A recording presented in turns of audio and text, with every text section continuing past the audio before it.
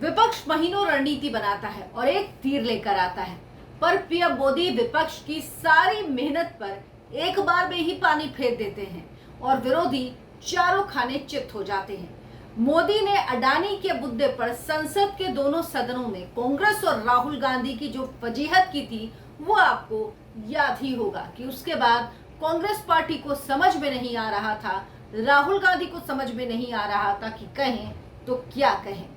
मोदी पहले विपक्ष को बोलने का पूरा मौका देते हैं, माहौल बनाने का पूरा मौका देते हैं और बाद में ऐसा निशाना लगाते हैं कि सामने वाला धराशायी हो जाता है। विपक्षी गठबंधन के नाम इंडिया रखकर विपक्ष को लग रहा था कि ये उसका तुरुप का इक्का है और इसकी काट तो किसी के पास नहीं हो सकती, पर पीएम मोदी ने विपक्षी इंडिया पर ऐसा वार किया है कि अब विपक्ष को समझ में नहीं आ रहा कि करे तो क्या करे, कहे तो क्या कहे। नमस्कार, बहुत बहुत स्वागत है आपका। आप देखना शुरू कर चुके हैं राष्ट्रपथ। आपके साथ मैं हूं अर्चना सिंह। आपसे गुजारिश है मेरे इस चैनल को सब्सक्राइब जरूर कीजिए, बात को ज्यादा से ज्यादा लोगों तक पहुंचाइए, चैनल को आगे बढ़ाने में मदद कीजिए।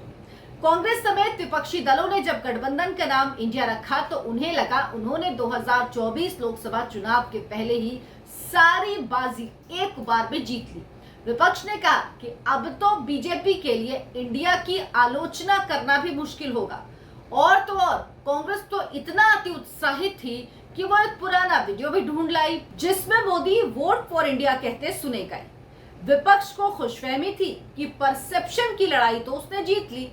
इस गलतफहमी में विपक्ष था कि ऐसा ब्रह्मास्त्र छोड़ दिया जिसका तोड़ निकालना बीजेपी के लिए नामुमकिन होगा, लेकिन भूल जाते हैं कि सामने नरेंद्र दामोदर दास मोदी हैं, जिनके पास हर ब्रह्मास्त्र का जवाब है।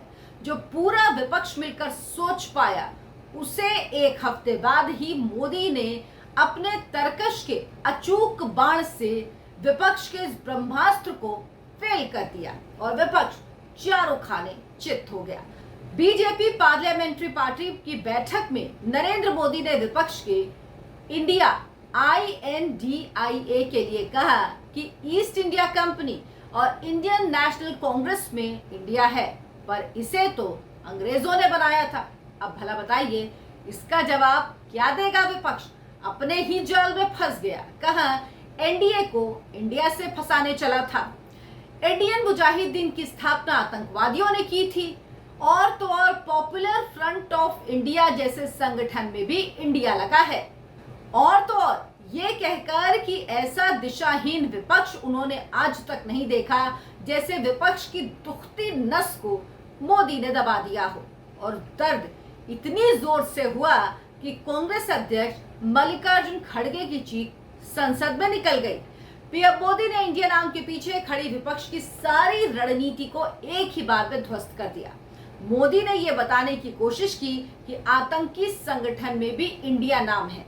इसका मतलब ये नहीं कि सिर्फ इंडिया लगाने से आप राष्ट्रभक्त या देश प्रेमी हो जाते हैं, क्योंकि इंडियन नेशनल कांग्रेस विदेशी ने बनाया, इंडियन मुजाहिदीन आतंकी संगठन, लेकिन उनमें भी इंडिया है, लेकिन वो कोई राष्ट्रभक्त थोड़ी हैं। ये गारंटी नहीं है, इसीलिए नाम में क्या रखा है। नरेंद्र मोदी ने कुल मिलाकर ये कहा, हालांकि ये उनके शब्द नहीं है, मेरे शब्द हैं। गठबंधन पर मोदी के इस प्रहार से विपक्ष तिलमिला रहा है, उसे समझ में नहीं आ रहा कि क्या करे। मोदी वो रणनीतिकार हैं जो विपक्ष की तमाम कोशिशों के बाद भी विपक्षी चक्रव्यूह में घिरने वाले नहीं हैं। विपक्ष की यह कोशिश बेकार है, जाया जाएगी, मेहनत पानी में मिल जाएगी। मोदी विपक्ष के पिच पर आकर कभी नहीं खेलते। जब 2014 में वो प्रधानमंत्री पद के उम्मीदवार बने तब भी नरेंद्र मोदी ने अपनी पिच सेट की और उस पिच पर आकर कांग्रेस पार्टी विपक्ष ने यूपीए ने खेला था। तो अब तो वो 2 बार प्रधानमंत्री रह चुके हैं, 2024 में तीसरी बार प्रधानमंत्री बनने वाले हैं और लगभग तय जानिए कि उनका प्रधानमंत्री बनना तय है फिर से एक बार। तो इस बार क्या विपक्ष को लगता है कि नरेंद्र मोदी विपक्ष की पिच पर आके खेलेंगे?